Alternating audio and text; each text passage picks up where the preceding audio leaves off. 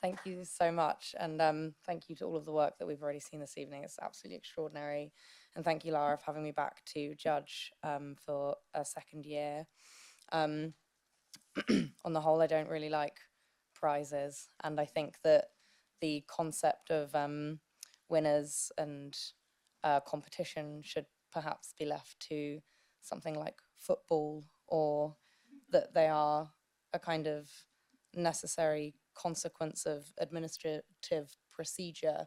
However, I love the Ivan Juritz Award, and I think that what it does to promote writers and artists and composers and musicians at a really kind of critical stage in our making lives is really important. And to make that space is becoming ever more political, I think, with the sort of continued assault from our government to make this work feel worthwhile. So it feels like a really radical and amazing evening to spend in the company of such innovative, brilliant thinkers. So thank you, Lara, for making that space, continuing to make that space. Our first reader this evening is Bebe Ashley. On first reading Bebe Ashley's work, I was totally enamored by the kind of irreverent and deadpan humorous assessment of the administrative parameters and bureaucracies of learning within an institution. As Bebe's small collection deepens, these recognizable mundane aspects of the institutional space are treated with such humor and lyric grace, and are lifted by the collection's genuine desire and core intention to not only communicate, but also show the processes in how we communicate in all their various forms, and the kind of human urgency and necessity to reach out to somebody else and talk with them, speak with them, communicate with them. So many beautiful aspects in this small collection of poems. Generic textbooks for learning transform into landscapes I've never seen in person. Early California is painted next to where colors are cold and the seawall is seeping into different blues. The innovative structure of this tiny packet of poems, split into 3 parts, was incredibly cohesive and progressive, like a mini collection in and of itself. It allowed the collection to derail from its ambient classrooms and start to formally and linguistically derange and disorient itself. The final section is this powerful and gorgeous coupling of experimental translation of BSL to English, a beautiful visual processual constraint, which again communicates a kind of necessary admiration to the idea of a lonely narrative, which is offset by the generous and empathetic kind of reaching towards an audience that the inclusion of the visuals with the poems create. It is such a joyous celebration of the learning and the loving self, as in my favorite lines, which are the last lines. Sometimes I lose myself in the momentum of my own hands. Joy turns into applause, and I'm speaking another language again.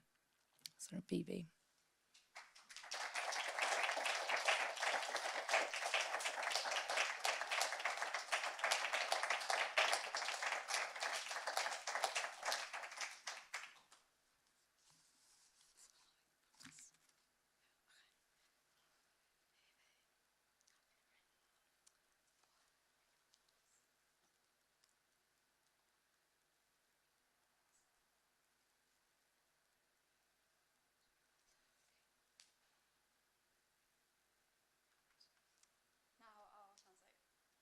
So I said, hello, my name is Bebe, I'm hearing.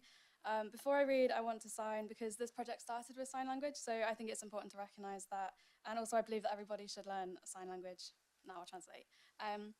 So my collection is called Have Doubts, Harbour Doubts, and it kind of demonstrates 3 approaches in charting my progress towards qualifying or wanting to qualify as a British Sign Language interpreter and then realising that that's not going to happen. So actually, most of the poems I'm going to read are also my favourites and the ones that Rachel picked out. And these first two are from the first section, Have. And the first one, as you can imagine, there's many different exams that come with learning sign language, whether that be kind of linguistics or receptive or presentations, BSL to voice, voice to BSL. But this first one is conversation skills. I'm not always a natural conversationalist. At parties, at pubs, I slink to the side of the rooms, where I'm not expected to be the life of my party, but reliable in supporting local artists and my friends. I'm most comfortable asking after other people. I remember when I'm not asked questions in return. This morning, I've had 20 minutes to revise my opinions on the British Sign Language Act 2015. I declined to discuss depth representation in film because I still haven't seen A Quiet Place. I don't want to anticipate the jump scares or to admit that I miss cinema and its cardboard popcorn. I established a backstory of not entirely improbable details.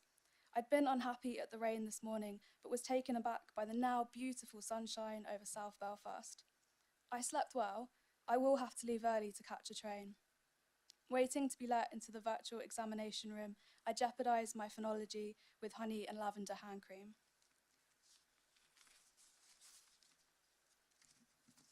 Thank you. I very much started with learning sign language, BSL, and now hopefully ISL. But along that way, I've kind of now switched to 3D printing Braille and looking at audio description, which has so many kind of really cool similarities with poetry. And I think more poets should write audio description to make it better and more interesting. So this poem is written at the Ulster Museum, and it's titled Writing Audio Description at the Ulster Museum. I want to talk you through the time and space of early California. The brushstrokes are confident in the white span of sea foam. The colours are cold, and I am sure the seawall is seeping. I am happy in the landscapes I've never seen in person. It does not matter that this is a windowless room. Venice Beach is well lit, and I wouldn't want to change my view. The pigment of the watercolour is easily saturated in the paper. I'm trying to list the most important blues when I'm distracted by something new, a close but different blue.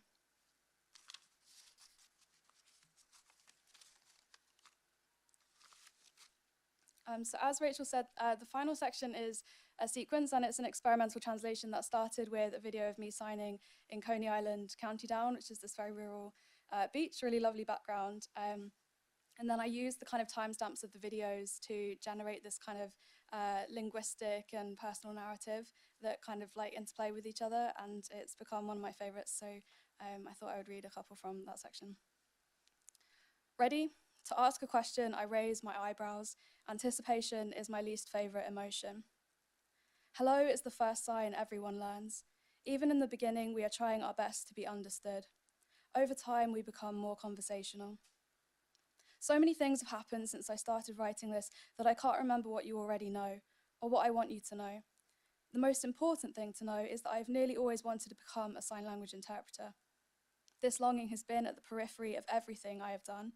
The second most important thing to know is that it's becoming clearer this isn't going to happen.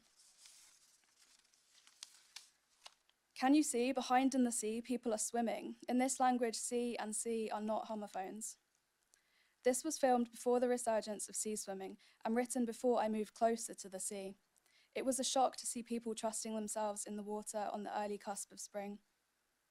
On a single-track road that runs too close to rock and water, I meet two cars come in the other way and have to reverse around the corner screaming, then back onto the empty concrete block I saw the swimmers edge themselves into the water from.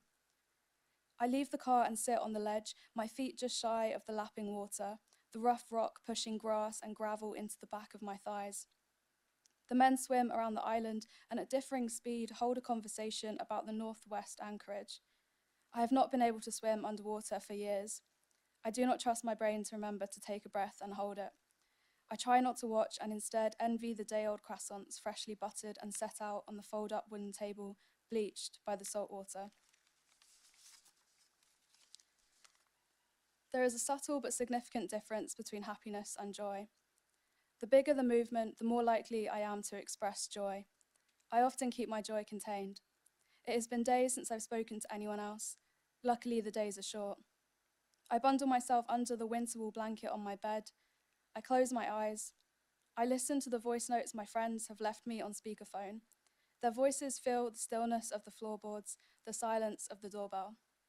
Sometimes I lose myself in the momentum of my own hands. Joy turns into applause, and I'm speaking another language again. Thank you, and I'd like to say thank you to all the judges and all the admin for the Ivan Juritz Award. I'm very excited to be here, and congratulations to the rest of the shortlistees and long listees. Thank you.